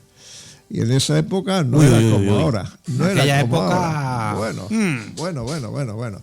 Un desliz te podía costar pasar 8 años de trabajos forzados, si eras hombre. Si eras mujer, en un convento 8 años hilando lana. Cuidadito, porque detrás tuyo iba no solo las leyes del rey, sino las leyes de la Inquisición. O sea, eras perseguido por el rey y por la Inquisición. Bueno, aquí tenemos otro conflicto que se tendrá que resolver en el trayecto hasta América, si se resuelve. Eso lo dejo en el aire. Pocas páginas me parecen, para todo lo que me estás contando. Madre mía. Bueno, la verdad es que yo esa novela la he disfrutado primero investigando, claro, pero luego desarrollando una trama que, bueno, creo que está destinada, y creo que lo hace, a seducir a los lectores desde las primeras páginas, o sea, porque si no te identificas con los personajes, pues luego te cuesta seguir una novela. Una novela tienes que tratar con humanos, tienes que tratar con gente que se parece a tus vecinos, como gente que has conocido, solo que en circunstancias, en algunos momentos críticas, y bueno, a través de unos sucesos que se van encadenando en la novela y que coinciden con lo que ocurrió exactamente en la época, ¿no? La forma de pensar, los hechos históricos, cómo eran las ciudades muy distintas ahora. Ya he mencionado Madrid y Barcelona, pero también en Cuba, La Habana era la gran urbe americana, cuidado, pero no solo española, y eso ya te indica lo avanzados que estábamos los españoles. O sea, La Habana era una ciudad europea con 80.000 habitantes, y si tienes en cuenta que Nueva York, Filadelfia, Boston y Charleston, las 4 grandes ciudades norteamericanas de esa época, no sumaban la población que tenía La Habana. Eso ya también nos da una idea. Ahora decimos, bueno, América, Norteamérica, pero no, nosotros estábamos muy por delante.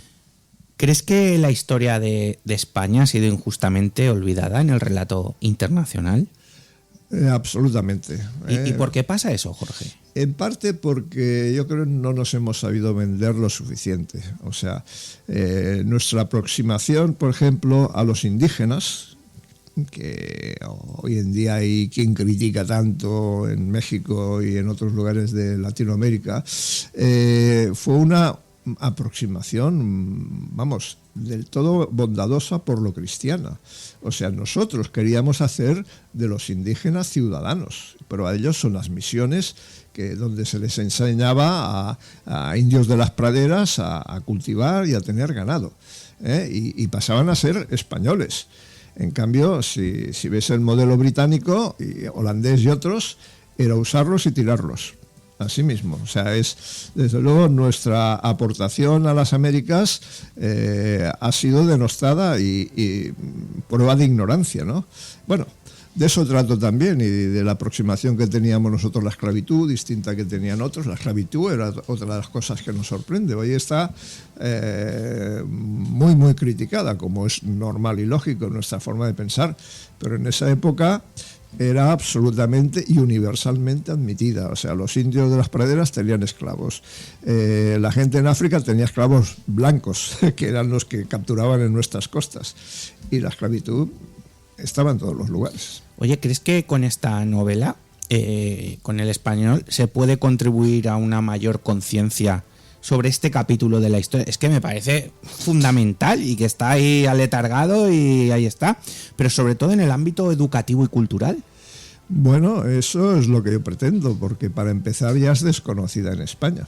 Por ejemplo, Jorge Ferragut, que en Estados Unidos fue George Farragut, este es un héroe desconocido, y ese aparece en un libro de una historiadora americana, Lyons se llama, René Lyons, que dice que fue el único español que luchó bajo la bandera de los Estados Unidos, que fue un héroe muy versátil y por desgracia el más desconocido. ¿Por qué? Pues igual le ha robado el protagonismo su hijo. Su hijo fue otro héroe americano, es otro héroe americano, tiene calles dedicadas, tiene monumentos, tiene incluso un sello aquí en España, porque fue el primer almirante de la flota norteamericana. Entonces, hay que reivindicar al español porque es el padre, y en cambio de los honores los está recibiendo el hijo. Y la historia del padre no desmerece nada a la del hijo. Es otra de las cuestiones que quiero poner en relieve. Has dicho también, y han salido en varias entrevistas, que es tu novela más ambiciosa, tu proyecto más ambicioso. ¿Lo consideras así? Yo creo que sí, porque nos metemos en un siglo que hasta este momento yo no había investigado, el siglo XVIII, ¿no? Y hay muchas sorpresas, además, o sea, hablando de ambición, no se nos reconoce en algunos ámbitos nuestra participación en la guerra de independencia de Estados Unidos. En eso, Carlos III jugó muy bien, porque gracias a esa guerra es cuando el Imperio Español alcanzó su máxima extensión geográfica. Entonces hay que recordar, lo que trae la novela del español no solo es entretenimiento, no solo es que te enganchen los personajes, no solo que te lo pases bien, sino que van a aprender muchas cosas de nuestra propia patria que ignoramos.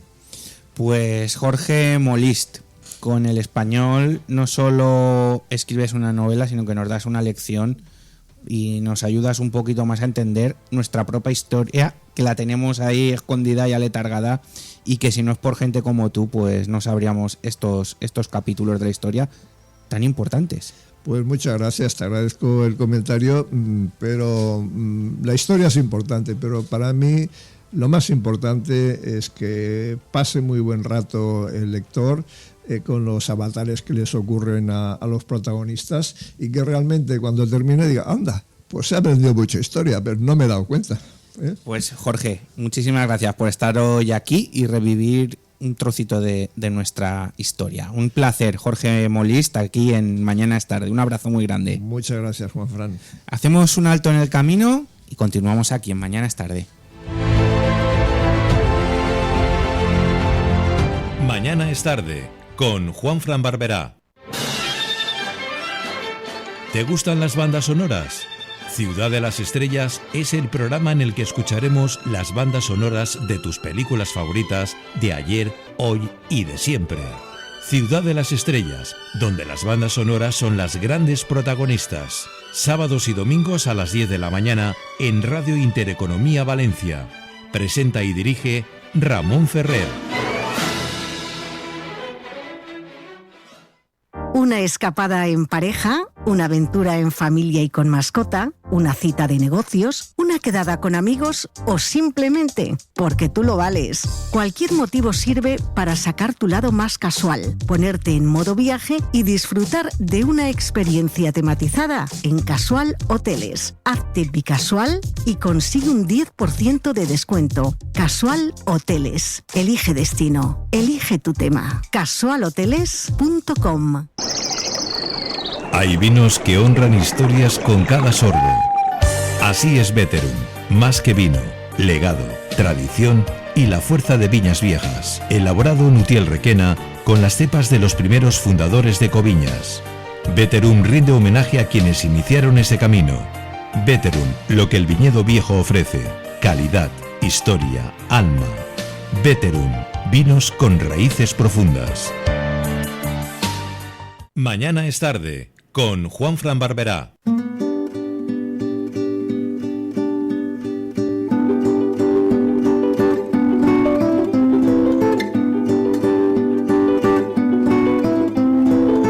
Estoy contento, me ha llegado un mail.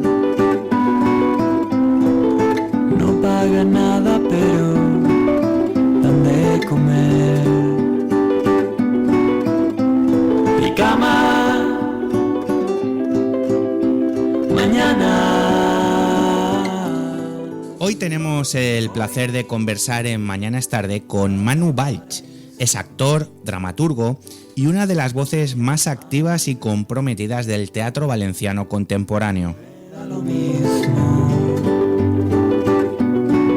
Su más reciente obra, Valparaíso, no solo nos transporta a un hotel en plena transición española, sino que también nos invita a reflexionar sobre el amor, el paso del tiempo y las diferencias ideológicas que, lejos de separar, pueden acercar. Con una carrera en constante evolución, Valls demuestra una vez más su capacidad para combinar profundidad, humor y sensibilidad sobre las tablas.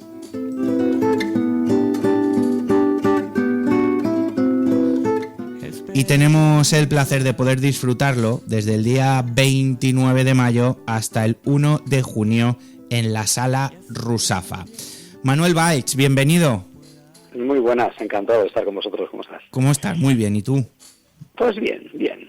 Aquí preparando ya lo que es el desembarco en la sala y después de una gira que hemos tenido muy bonita a lo largo de todo el año, porque estrenamos el año pasado por estas fechas y la verdad es que está funcionando muy bien, estamos muy contentos y volver a casa para cerrar temporada pues también es algo muy bonito. Eso te iba a decir, ¿no? Tiene que ser muy especial, volver a casa, cerrar temporada y dejar el listón en todo lo alto para volver con más fuerza, ¿no? Sí, bueno, y es que aparte tengo la gran suerte que he trabajado mucho con Arden, con la compañía de la Sala Ruzafa, y para mí estar en la Sala Ruzafa es como estar en casa, ¿no? Es actuar en familia.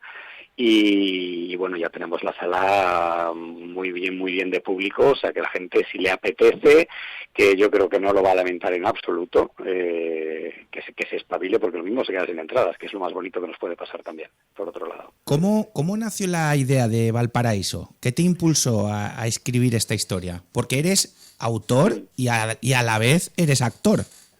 Sí, bueno, todas las obras de mi compañía, de nuestra compañía, parten de un texto mío, y esta, yo siempre he estado desde pequeño, pues yo ya tengo una edad, tengo 51 años y me he criado pues en casa de mi abuela viendo cine clásico que a ella le encantaba, entonces muchas de las películas y de esto que nos forma, ¿no? Que muchas veces todo lo que mamamos en nuestra adolescencia, en nuestra juventud es lo que nos convierte en personas, ¿no? Las personas que somos ahora en el presente, y yo me crié viendo cine clásico, entonces hay un trasfondo en aquellas películas de cine clásico en la que había buenos y malos, pero de alguna manera no eran tan sucias las tramas, no eran tan oscuras, y en estos mundos en los que nos está tocando vivir últimamente, en los que nos obligan a los ciudadanos a posicionarnos en una posición política como si fuéramos hinchas de un partido de fútbol, sea la que sea, la izquierda, la derecha, el centro, la más izquierda, la más derecha, yo creo que todos los ciudadanos estamos un poquito hartos de que nos obliguen a estar en esta situación. Y esta obra, Valparaíso, es una historia inspirada en una obra de teatro americana que se llama El próximo año a la misma hora y que trataba un poco de un recorrido a lo largo pues de la historia de Estados Unidos desde los 50 a los 70 y pico. Entonces yo cogí esa idea y dije, me apetece, tenemos un país con una democracia muy joven y me apetecía, y es un poco la situación y el mundo en el que yo he crecido, contar la historia de una pareja desde el año 78, que es la primera vez que se encuentran, en un hotel, tienen una aventura y deciden seguir viéndose todos los años a lo largo de su vida mientras mantienen sus respectivas familias. Es una historia de un adulterio, pero todo el mundo que ha venido a ver esta obra no sale pensando que aquello es un adulterio, sino que es una historia de amor preciosa, porque estas dos personas adoran a sus familias, se cuentan todo de sus familias, simplemente que una semana al año quedan todos los años para vivir su particular historia de amor. Entonces, no se juzga, y cuando entras como espectador a ver esta historia, no juzgas a los personajes. Él es muy de derechas, ella, muy de derechas, pero no por nada, sino no por convicciones, sino porque se ha criado con una familia de derechas en una época en la que estaba el franquismo. Entonces, si tu padre era franquista, probablemente tú has respirado y has vivido en una sociedad pacífica, porque aquí los últimos 20 años, si no estabas en un bando complicado de la dictadura, vivías súper bien dentro de lo que cabe, y si estabas en una buena posición económica, como le pasa a este hombre, y ella se ha criado en un ambiente más liberal. Entonces, son dos personas que realmente, igual que cualquiera de nosotros, si yo me junto con una persona de extrema derecha y yo me puedo considerar una persona de izquierda, si me pongo a hablar con ella y no tocamos la política, probablemente seamos súper amigos si tenemos muchos más nexos y cosas en común. Entonces, ¿por qué nos obligan a posicionarnos muchas veces en determinadas posturas que incluso ni nos van ni nos vienen? Hay muchas cosas que sí, por supuestísimo, no estoy diciendo que el hombre no es un animal político, que lo somos todos, pero hay veces que nos llevan a unos extremos que van en contra de lo que es el ser humano, y que prácticamente es un mundo en el que ni a mí, ni al director, ni a la otra actriz Marta nos interesaba jugar. Me enrollo mucho. No, de enrollarte nada. Mezclar agua, que diríamos así. Oye, el mensaje de la obra evidentemente es contundente en cuanto a tender puentes pese a las diferencias, y es una cosa que resuena especialmente en el contexto actual, que parece que si no eres de un bando no eres nadie, o tienes que estar, y perdón por la expresión, encabronado siempre, y no es así. Sí. Y No. Y además que yo puedo perfectamente haber votado a un partido político, pero que luego ese partido haga cosas que a mí no me gustan, y tengo todo el derecho como ciudadano a poder decirlas. Y casi prácticamente cuando estás en un bando o en otro y criticas algo del otro partido porque no te parece bien, pasas a ser un traidor. Y dices, no, pero vamos a ver, que yo no tengo el carnet de ningún partido, que soy un ciudadano, igual que me parecen cosas estupendas, igual que yo creo que a día de hoy todos acabamos votando no al partido que nos gusta, y eso es una cosa que no somos los políticos, sino acabamos votando para que no ganen los otros, tanto unos como otros. Y esta elección yo creo que no la tiene aprendida nadie. Todo el mundo parece que está en Eurovisión, ¿no? Que cuando gana, bueno, es un mal ejemplo en los tiempos que corren, pero que cuando gana parece que toda España esté conmigo, parecen candidatos de Operación Triunfo. España ha decidido que yo sea el presidente, o que yo sea el presidente de la comunidad autónoma, o el alcalde, o no sé qué. Dice, no, muchas veces deberías hacer la reflexión de que me han votado porque no querían que ganara el otro, que es un poco, yo creo, donde nos movemos el 70 o el 80% de la población hoy en día. Tú mismo interpretas a uno de los protagonistas. ¿Qué desafíos implica actuar en una obra que también has escrito, que supongo que está en constante evolución y que durante estas 2 temporadas pues está siendo un auténtico éxito? Pues el personaje es muy bonito. Yo interpreto a Alberto, que viene de una familia de derechas, que es una persona que no quiere conflictos. Él vive su vida, vive en una posición de familia acomodada, tiene a su mujer, que es la que se encarga de hacer las cosas en casa, tiene 2 hijos con los que está encantadísimo, luego va teniendo más hijos, tiene al final 4 hijos, y de repente se encuentra con Clara, que es una mujer que es todo lo contrario. Entonces, él es una persona que es muy influenciable, pero tiene su personalidad, por supuesto, también tiene sus opiniones, pero es muy bonito hacer un personaje de carne y hueso, y sobre todo es muy bonito hacer ese recorrido que delante del espectador pasan 36 años de la vida de 2 personas. Y no hacemos nada, no tenemos ni pelucas, ni pelos blancos, ni vamos con un bastón, ni haciendo achaques. O sea, pasa todo de una manera muy natural, porque, claro, yo me recuerdo a mí con 30 años y ahora tengo 51 y yo no me considero una persona que vaya con un bastón o al borde de la jubilación, y mi madre, que tiene 70 años, está estupendísima y tú la ves por la calle y tampoco parece que tenga... Entonces no estamos jugando a hacer arquetipos de señores mayores, sino que ni de señores muy jóvenes, sino que estamos contando de una historia que transcurre delante de los ojos del espectador, y el espectador se ve muy reflejado, no por las ideas políticas de uno o de otro, sino porque enamorarse, la pérdida de un ser querido, todo lo que te pasa a lo largo de una vida, a lo largo de 36 años, apoyado encima por imágenes de la transición, del 23F, que son todas estas pequeñas escenas que van salpicando, porque hemos elegido también momentos importantes en la historia de España que de alguna manera afectan, aunque no son el núcleo de la historia, afectan a esta pareja que tiene ciertas ideas diferentes, pero que ha vivido situaciones que pues nos hemos pasado una pandemia a todos, y a todos nos ha afectado, a un ser humano la pandemia le ha afectado, da igual que seas de izquierdas, de derechas, de centro o de la raza que quieras. Te han obligado a encerrarte en casa, has vivido por situaciones y pérdidas familiares y de seres queridos. Entonces todas esas cosas, el espectador, que yo creo que es apelar a la emoción, es lo que te toca. Y cuando te toca la emoción, que es lo que estamos viendo, nosotros estamos viendo, nos han pasado cosas preciosas, como ir a una función, que salga el alcalde llorando y que te venga la programadora del sitio donde está el programa y dice, no, es que han llorado mucho más los hombres que las mujeres. ¿Sabes? Cosas así tan bonitas, que parecen como anécdotas, pero son muy bonitas, que conseguir tocarle el corazón a alguien cuando estás haciendo una obra de teatro, escribiendo un libro, haciendo una serie, una película, lo que sea, es que ahí sí que tiene sentido el trabajo que hacemos. Esas reacciones son las que valen la pena, ¿no? Claro. Porque son las que dices, bueno, pues por esto hago mi trabajo, ¿no? Sí, muchas veces pues se dice que el arte no es necesario, que bueno, hombre, el teatro, los libros, no sé qué, pero al final dices, chico, a ver quién consigue emocionar, o sea, tocar eso me parece a mí, pero ya no hablo yo de como actor, director, creador o lo que sea, yo como espectador cuando voy a ver algo o leo algo y me emociona, vamos, esa sensación que tienes dentro, no sé si se puede equiparar a muchas cosas, ¿eh? ¿Cómo ha sido tu viaje personal? Y si hay algo que cambiarías ahora tras este periplo de funciones. Bueno, mi viaje personal, ¿te refieres a nivel artístico o a nivel personal? Yo creo que es que conforme te estoy escuchando, creo que va implícito. A todo. Sí, bueno, no, hombre, todos separamos, ¿no? Yo tengo mi familia, tengo a mis hijas, tengo a mi mujer, entonces tenemos, todo el mundo tenemos nuestras familias y sabemos diferenciar un poco una cosa de la otra. Yo tengo la gran suerte en esta obra, primero, haber contado con uno de los mejores directores que tenemos en esta comunidad, y creo que hay en España, que es Rafa Calatayud, que es yo creo que es uno de los directores que mejor se maneja en este tipo de comedia, ¿no? Rafa ha tenido también unos referentes muy también de cine clásico y creo que sabe buscarle el humor en el drama, darle una vuelta al texto que ya es de una manera para darle otra vuelta y cambiar el propio texto o las intenciones del texto, y eso es muy bonito. Y tengo la suerte de trabajar con Marta Chiner, que Marta Chiner y yo nos conocemos desde prácticamente, pues desde que tenemos 20 años, o de que yo tengo 20 años y ella unos pocos menos, y somos como hermanos. Entonces esa complicidad y ese desarrollo de los dos personajes en escena es muy bonito verlo. Entonces, a mí esta obra es que yo lo voy descubriendo. Yo he hecho obras de todo tipo, porque llevo ya pues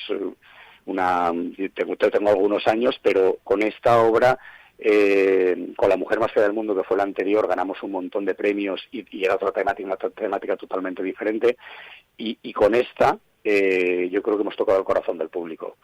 Entonces, no es que te cambie a nivel personal mucho, pero sí que te impulsa a seguir adelante. Claro, aquí todos los creadores, o como suena un poco así pretencioso ese término, pero todas las personas que nos exponemos y mostramos nuestro trabajo para que sea juzgado por el público, cuando consigues tocar el corazón, pues te dan más ganas y dices, pues mira, esta vez he acertado.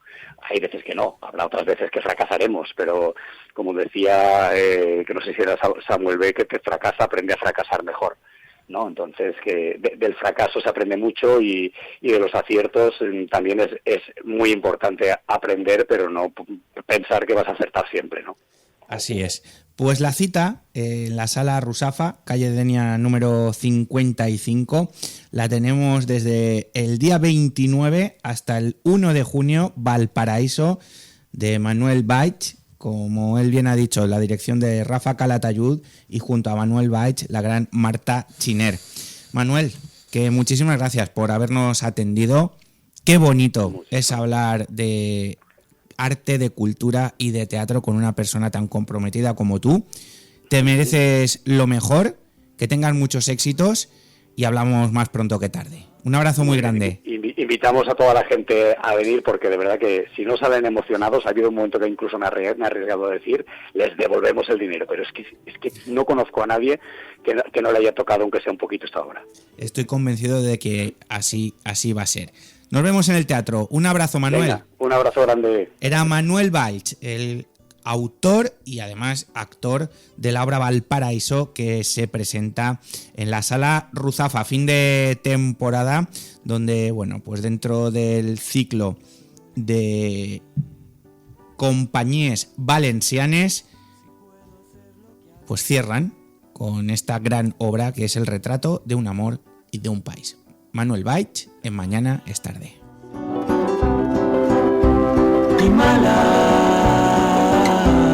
así me voy a Valparaíso y al mar. Mañana es tarde con Juanfran Barberá.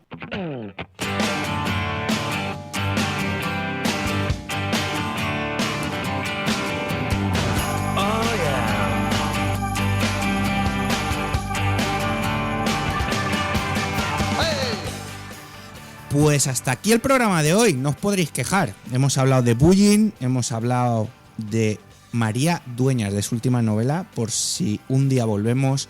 También hemos hablado de las estafas que están teniendo lugar, sobre todo con personas mayores, a través de ese hurto de tarjetas de crédito, y cómo nos han dado algunos tips Laura Ripoll desde la Central de Policía Nacional de Valencia de cómo erradicar o intentar al menos erradicar esos hurtos. Y Jorge Molist nos ha contado su última novela, la más ambiciosa, El Español.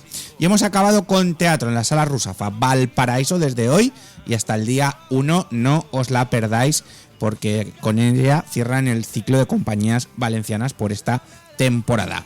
Ha sido un auténtico placer, gracias a Tenia Sastre en el control técnico, a Ramón Ferrer en la producción y a todos los que habéis estado ahí.